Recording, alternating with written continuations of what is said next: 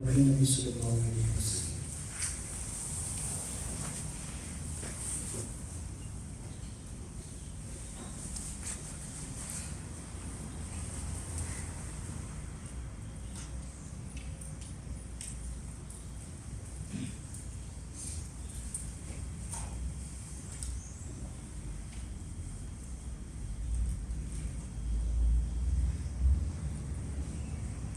وصلى الله تعالى على محمد وعلى آله وصحبه برحمتك يا رحمن.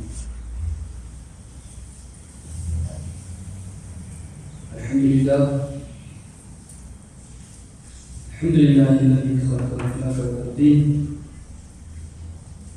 والصلاة والسلام على من كان النبي وآدم بين الماء والطين.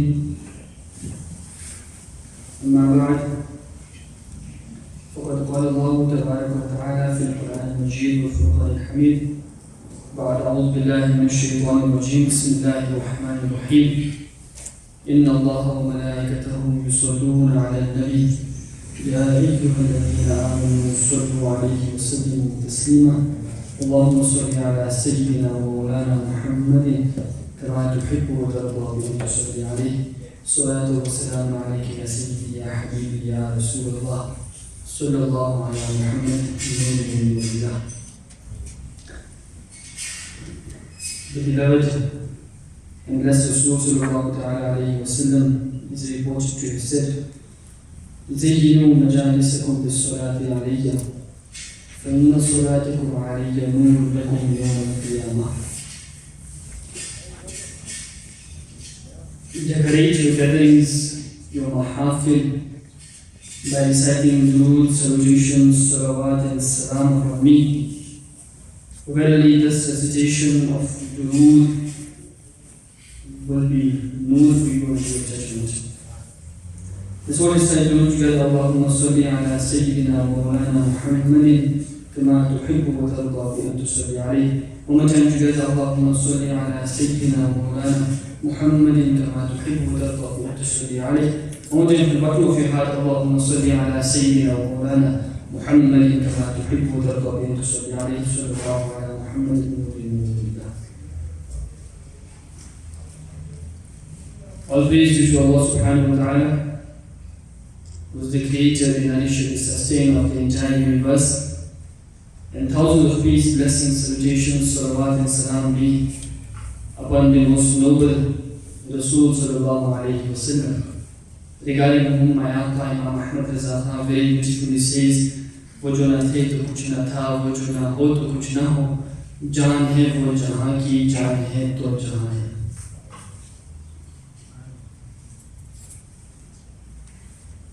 Alhamdulillah, last week we discussed almost more than 3/4 of the hadith which we were discussing. The hadith about Masih Dajjal. And there were many things we learned that Dajjal knew when is the time going to come for him to come out to escape. And based on that he asked 4 questions. The first question was, anyone remembers?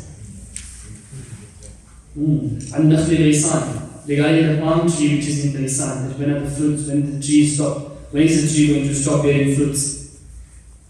And the second question was about Buhayrat al-Tabariyya, the sea which is in Tabariyya. The place name was Tabariyya, and we said that because of this Imam Tabarani, he is a very famous scholar, especially of hadith. He is from this place, that's why he got that nisbat and relation, he got the title Imam Tabarani, the name. And the third question was about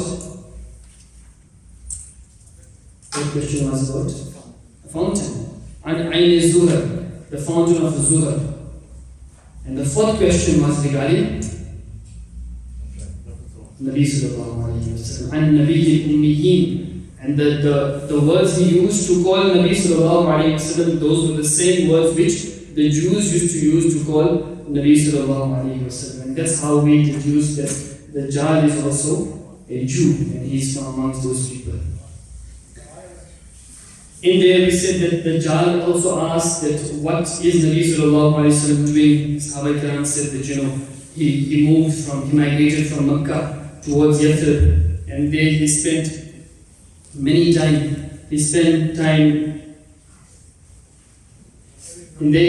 time fighting, or the enemies of Islam were fighting with him, and Nabi sallallahu alayhi wa sallam won the battles, and that's how all the enemies started obeying him.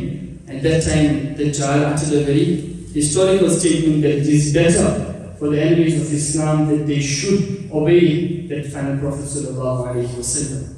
So, many Sahaba Kiram got the treasure of Islam through kuffar.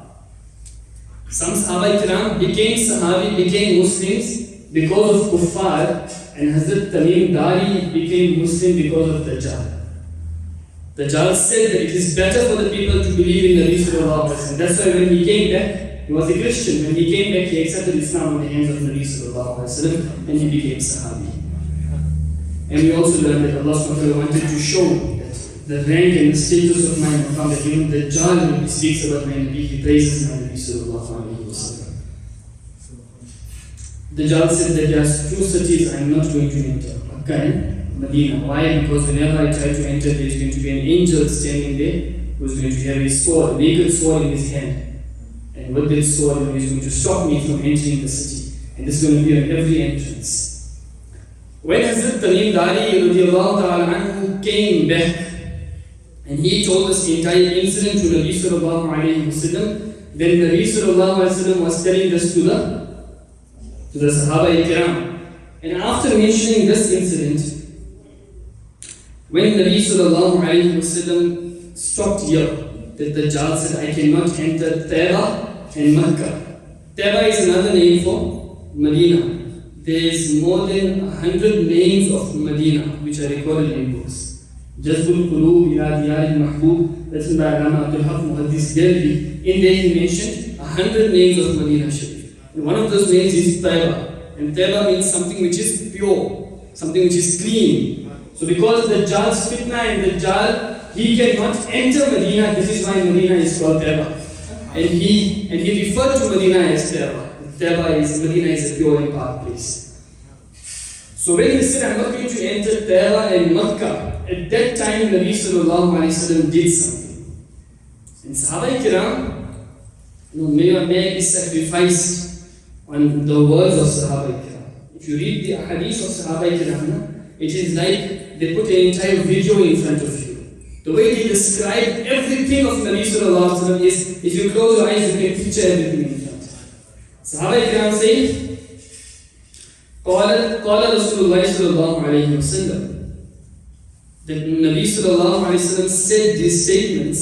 What are the words I'm going to mention? But before that, وَطَعَنَا بِمِخْصَرَتِهِ فِي الْمِنْبَرِ. Nabi sallallahu alayhi wa sallam hit his blessed asa on the minbar. He hit his blessed asa on the minbar. From this you come to know that during bayanat and during course, when there is an important point about to be mentioned, and some mukarririn hit the table or hit the left, this is from the sunnah of Nabi sallallahu alayhi wa sallam. In the beginning I learned that if I learned how to lecture, it is also from the sadaqah of Nabi sallallahu alayhi wa sallam. So Nabi sallallahu alayhi wa sallam took his asa mubarak and he hit it on the minbar. And he said, Hadihi tabatu, Hadihi tabatu, Hadihi tabatu. Oh my Sahaba Ikram, listen, Medina is Medina. This is Medina, this is Taiba, this is Taiba, this is Taiba. 3 times Nabi sallallahu alayhi wa sallam said. Yani al-Medina means this is Medina, this is the city where Dajjal is not going to enter. Then Nabi sallallahu alayhi wa sallam asked the Sahaba Ikram, Ala, hal kuntu haddathtukum dhalika? O my Sahaba Ikram, tell me, didn't I inform you about this entire scenario before? Whatever Hazrat Tamim Dari is telling, whatever he mentioned that he met Dajjal and everything about Dajjal, didn't I inform you about this before? فَقَالَ النَّاسُ نَعَمْ. People said, yes sir, because you told us everything before as well. فإنه أعجبني حديث تميم أنه وافق الذي كنت أحدثكم عنه وعن المدينة ومكة. Nabi sallallahu alayhi wa sallam says that, this is the thing which is making me astonished, that what Tamim Dari said is the exact same thing which I used to tell my Sahaba. At this point, Nabi sallallahu alayhi wa sallam was happy. That's why he hit his asa on the minbar. Why was he happy? Muhaddithin say that the reason Nabi sallallahu alayhi wa sallam was happy, the first reason was that because his city, Medina, is that city which Dajjal is not going to enter. And the second reason he was happy was because whatever he told the Sahaba Ikram before, that's the exact same thing which Tamim Dari is telling the Sahaba Ikram. And he told Nabi sallallahu alayhi wa sallam. From this to come to know that my Nabi sallallahu alayhi wa sallam definitely has the knowledge of the unseen. Definitely has the knowledge of the unseen. That's the reason why Allah subhanahu wa ta'ala sent Hazrat Tamim Dari, or he made it such that he ended up in that place and he witnessed everything and he came back, so people can even know that what my Nabi sallallahu alayhi wa sallam says is definitely haq, is definitely true. Another point, Dajjal also has the knowledge of the unseen. Because when he is going to come is unseen, but he knows the signs. He knows when is the time going to come. He knows what is going to happen in the future. So if Dajjal, who is the biggest fitna, if he has the knowledge of the unseen, then how can you say my Nabi does not have the knowledge of the unseen? There is no doubt in the knowledge of Nabi sallallahu alaihi wasallam that definitely Allah subhanahu wa ta'ala has granted him the ability to have the knowledge of the unseen, and he also has the ilm of ma kana wa ma yakun, means the knowledge of whatever happened, the knowledge of whatever is going to happen in the future. Then Nabi sallallahu alayhi wa sallam mentioned the place where is Dajjal. Allah, you must know, keep in mind, listen. Because Nabi sallallahu alayhi wa sallam was very hakim, he was wise, he was very, very wise. So he just didn't tell directly that this is the place where Dajjal is. He put it in some clue words, you can say. When he gave some hints that where is Dajjal. He says, Allah, innahu fi Bahr Sham. Listen, Dajjal is in Bahr Sham. Bahr Sham means the Sea of Syria. Oh, Bahr Yaman. Oh, he is in Bahr Yaman, the Sea of Yemen. Then Nabi said, La, no. Bal min qibli al-mashriq. But rather Dajjal is towards the east. ما هو من قبل المشرق ما هو من قبل المشرق ما هو وأومى بيده إلى المشرق. And Nabi sallallahu pointed towards the east and he said, he is in the east, he is in the east, he is in the east. Sahaba Ikram said, فَحَفِظْتُ هَذَا مِنْ رَسُولِ اللَّهِ sallallahu alayhi wa sallam. So this is what we recorded and memorized from Nabi sallallahu alayhi wa sallam. Nabi sallallahu alayhi wa sallam mentioned that where is Dajjal. But before I come there is a few things which you must keep in mind. When Dajjal is going to appear, he is going to do a lot of fitna, lots of problems, lots of trouble, and we learned about the fitna of Dajjal that he'll bring the parents of a person back to life, and he'll say the jinns are going to, they will come in the form of shayateen, in jinnah, and they will say, accept him, he is your Lord, he is your God. Likewise, Dajjal is going to do many things like this. He's going to go to a land and he will cause vegetation to come out from the ground. Likewise, he will cause it to rain. He will do many things like this which will just be illusions, like magic tricks. That's why when Dajjal leaves a place, at that time, by the people there will be nothing left. Because whatever he did is just illusions.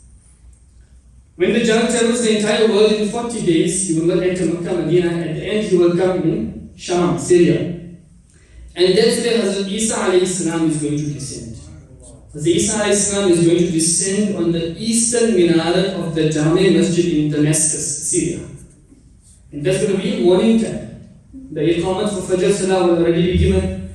Hazrat Isa alayhi salam will enter the masjid and Hazrat Imam Mahdi will also be present at that day. On the hukum of Hazrat Isa alayhi salam, Hazrat Imam Mahdi is going to lead the Fajr Salah. At that time, Hazrat Isa alayhi salam, from his blessed mouth, a fragrance is going to emanate. And its fragrance is going to spread so wide, it's going to be there's going to be so much fragrance in that fragrance that the jar is going to start melting. This all like how salt melts in water. Then the jar is going to start running away. And as Isa alayhi salam is going to throw a spear which will penetrate into the back of the jar, and that is how the jar is going to die and he will be sent to Jahannam.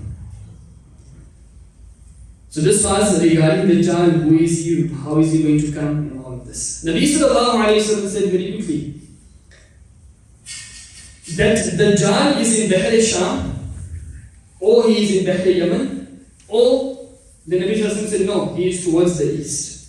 Ulama Ikram has spoken on this, that what's the meaning of Nabi sallallahu alayhi wa sallam? They said one meaning of Nabi sallallahu alayhi wa sallam can be that the Dajjal is sometimes in Bahr Yemen, sometimes he is in Bahr Sham, but at the moment, means when Nabi sallallahu alaihi wasallam was speaking, at that time the Dajjal was towards the east of Medina. Another explanation which ulama kiram have given, that the Dajjal is in Bahr Yemen, Bahr Sham, but when the time will come for him to exit, to come in front of everybody, then he is going to come from towards the east. Sham, Syria is on the north of Medina, and Yemen is at the south of Medina. Towards the east of Medina, you have Najd. Towards the east of Medina, you have Israel. So when Nabi sallallahu alaihi wasallam said he is going to come from the side of the Mashriq, there are two possibilities. Either he is in Mashriq, in the east, or he is going to come from the Mashriq. Let's explain both sides. If you say he is in the east, we all know the people of the Dajjal are present. The networks of the Dajjal, the people who are waiting for the Dajjal, the people who want to welcome the Dajjal. The Yahudis have every sort of equipment by them. On the touch of a button, you can get the entire world in front of you. Open Google Maps and the whole world is in front of you, am I right? So how is it possible that the Dajjal is on an island and these people did not yet find the island of the Dajjal? How is it possible? With all the equipment, with all the science, with all the machinery they have, they can still not find out that where is an island where the Dajjal is present? So one thing comes to mind. And what is that? That I'm sure we all heard of something called the Bermuda Triangle. Alright? Regarding Bermuda Triangle, until today, nobody has ever found out that what is the Bermuda Triangle. I got some research in front of me that Bermuda Triangle is also known as the Devil's Triangle. And people have done some research on it, and they said that unfortunately, whenever ships or aeroplanes go by the place, they just disappear. And we don't know where do they go. I mean, before reaching that place, they are in contact with us, but as soon as they reach a certain place, all contact just finishes and they just disappear. According to studies, the most common estimate of how many ships and aeroplanes got missing is 50 ships and 20 aeroplanes, which got missing. And to find them, people sent other people to also find out, who are known as Flight 19. And they went to look for these people who were missing, and they also ended up missing. Alright, so until today, they could not find that what is in the Bermuda Triangle, what is happening. Bermuda Triangle is located on the north of the Atlantic Ocean. And north of Atlantic Ocean comes towards the east of Medina as well. So it is possible, if you have to understand, it is possible that perhaps the island, the place where the Dajjal is present, is located inside the Bermuda Triangle. Because these Sahaba Ikram, Hazrat Tamim Dari, when he mentioned, he said for 1 month, we kept on moving, and we didn't know where we were going, which direction, what's happening. 1 month they were lost. And after 1 month, they ended up in an island. So it is possible that they were in the Bermuda Triangle, and that's why for 1 month they were lost, they didn't know where they were going, and then they ended up in an island where the Dajjal was found. So another question comes in mind, that if these Sahaba Ikram 31 of them. Hazrat Tamim Dari got 30 other people. If they ended up at the island, they came back safely, then how come 50 ships, 20 aeroplanes, and until today, whoever goes there cannot come back safely? So the reason and the answer is that Allah subhanahu wa ta'ala made it such that Hazrat Tamim Dari should come back alive. He should come back in a state where he is in his conscious. Why? So he can come back and tell the people whatever he saw about Dajjal, and people can accept that what Nabi sallallahu alaihi wasallam said is the exact same thing which Hazrat Tamim Dari saw and he came. So Allah made it such that he went there, he saw and he came back alive. Nothing happened to him because Allah wanted to show people that what my Nabi says is always the haqq, is always the truth. So one thing which comes in the mind is that possible, most possible. There's a very big amount of possibility that the Dajjal is present in Bermuda Triangle. Second thing, that the Dajjal is going to come from the east. Ulama Kiram say that the Dajjal is going to appear in a place called Tel Aviv. Everyone heard this place, Tel Aviv? A city in Israel. City in Israel. Alright? So, with all of these indications, we all found out, we all know that who is the Dajjal. Who does he belong to? Who are his people? He used the same word which the Jews used to use. He is in the east, which is the side of the Najd and Israel. And he is going to come also in Tel Aviv, which is Israel. Alright, so we all know who is the army of Dajjal, how are they preparing for Dajjal, who are the enemies of Islam, and what are the attacks against the Muslims and against Islam. Another thing you must keep in mind. In the first discourse, I mentioned that the enemies of Islam, the Dajjal's people, the Dajjal's network, the Dajjal's followers, the ones who are preparing for the Dajjal, the first thing or the first people they targeted was the youngsters.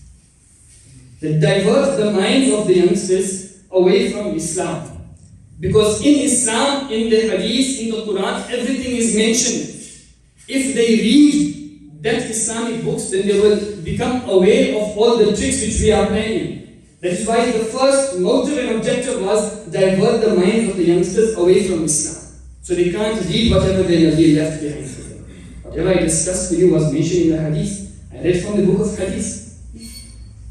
So it's unfortunate that our youngsters cannot read the words of Nabi Sallallahu Alaihi Wasallam and understand what Nabi Sallallahu Alaihi Wasallam said about the fitna of Dajjal. So the first target was divert the minds of the youngsters, and unfortunately they succeeded. 95% of youth is not interested in Islamic studies. Yes, we'll go to Oxford, we'll go to universities, we'll go to Cambridge, we'll study all of those sciences, but come to Islam, we know nothing about the deen of Islam. So their first motive, they were successful, they diverted the minds of the youngsters away from Islam. Second, the Italians had a rule. And with that rule, they conquered the entire world. That is called divide and conquer. Break, they overpower. Break, overpower. Divide and conquer.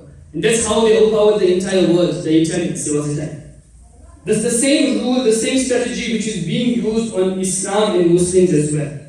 That first the youngsters' minds were diverted away from Islam, and now in universities, in colleges, in schools, the things which are taught to them, the things which are, put in their minds, in their hearts, are now brainwashing them and making them weak, so that when the fitna comes, they will have no power to face the fitna of the Dajjal. If you want an example, we all know that in universities and colleges, a person is Muslim just by name. Why? Because nowadays in universities and colleges, I'm talking about South Africa as well, America, UK, that's very, they're already ahead of this. But in South Africa especially, you cannot speak about a God, any God. You cannot speak about a creator. Whether you're a Christian, whether you're a Muslim, whether you're a Hindu, anything you cannot speak about a God. What does this mean? That you are promoting atheism. And what is atheism? There is no God. And no God means Antichrist. Second thing, we all know what's happening in colleges. There is something, I don't know if you've heard this terminology, there's something called LGBTQ. Anyone heard this terminology before? something called LGBTQ. This you all must do research. Go home and do research on what is LGBTQ. You will understand that this is being taught in the universities and in the colleges. So people can have broad minds and think that there is nothing wrong with LGBTQ. It's alright, it's acceptable. They also have rights, we also have rights. They're also human beings, we're also human beings. And because of those teachings, unfortunately, many people who are stable, right people, they are now falling in the trap of LGBTQ as well. So what is this? I mean, promoting women empowerment, promoting feminism, and teaching all of these things in schools, in colleges, and universities. What is this? It's putting a disease in your mind. Because when this disease enters your mind, automatically your mind becomes weak, your body becomes weak. I'm serious. There are people, boys I'm talking about, youngsters, who changed. When I mean change, I'm referring to transgender. They change. And when they change, then something else happens. So they are becoming weak in other cases. And when you become weak, how do you expect that person to fight against the fitna of Dajjal, whose mind is weak, whose body is weak, mentally he is weak, physically he is weak? So your children, your youngsters are going to schools and colleges, universities. When they come home, you as a parent, it is your responsibility, your duty. Sit with your son, sit with your daughter, and ask them what did they learn in colleges and universities, what are they learning, what is being put in their head. You won't even realize the fitna of Dajjal is going to enter your own house as well. I'm a youngster, alhamdulillah, and I'm on social media. So I get questions from youngsters as well, who are my age, maybe younger than me, maybe younger than me. And trust me, the questions which come are mind-boggling. Something which you cannot even imagine that this is the situation which the youngsters are going through at the moment. And there is nobody to help them. Why? Because their parents sent them to universities and colleges and then left them there. They just come home to eat, to sleep, and then the entire life is there, their mind is there. Parents don't even have time. Why? Because of this. Parents don't have time to sit with their children, to discuss what are they learning in schools and colleges. When parents do not speak to them, whatever is being fed to them from the college and universities, that sits in their brain, and later on that is a cause for their problems and for disturbance in the entire society. What I'm speaking is facts. I'm not talking about fiction or stories. I'm not here to narrate stories. I'm here to give you an awareness. If nothing is happening to you, nothing is happening to your family, it doesn't mean you must turn a blind eye and ignore all the other situations. These problems happening around you. It's your duty, your responsibility to create awareness, to warn the people around you. If you don't have a son and daughter, warn your neighbor who has a son and daughter. If he is fine, warn his neighbor. Spread this message around. Whatever is happening in universities and colleges is not a joke. It's something very serious. I just touched 2 topics, and I didn't go in detail. Promoting atheism and LGBTQ.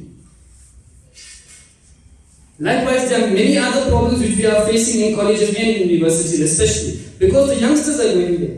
And I mentioned that the first target is the youngsters.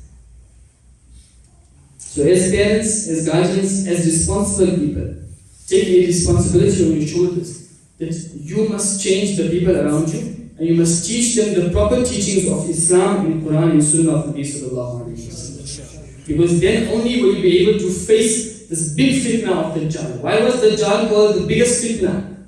We're not saying Dajjal is coming tomorrow. Whenever he's going to come, he's going to come. We discussed this as well. But this fitna is present with us at the moment. In our house, in our workplaces, with every person, the fitna is there. How are you going to save yourself from this fitna? Is by gaining knowledge of how to protect yourself and how to protect your iman against the fitna of Dajjal. This was a very important topic which, alhamdulillah, we discussed in these 4 lectures. We discussed about Dajjal and the harms of Dajjal, what are his plans, and who are the people who are supporting him. And alhamdulillah, these lectures, these discourses will be available on YouTube as well. 2 of them are available, the next 2 will also be available. All of you should please listen to them and try to act upon them and bring awareness to one and all. May Allah have the ability to act upon whatever we have learned. Jazakumullahu khair wa akhir da'wana alhamdulillahi rabbil alamin.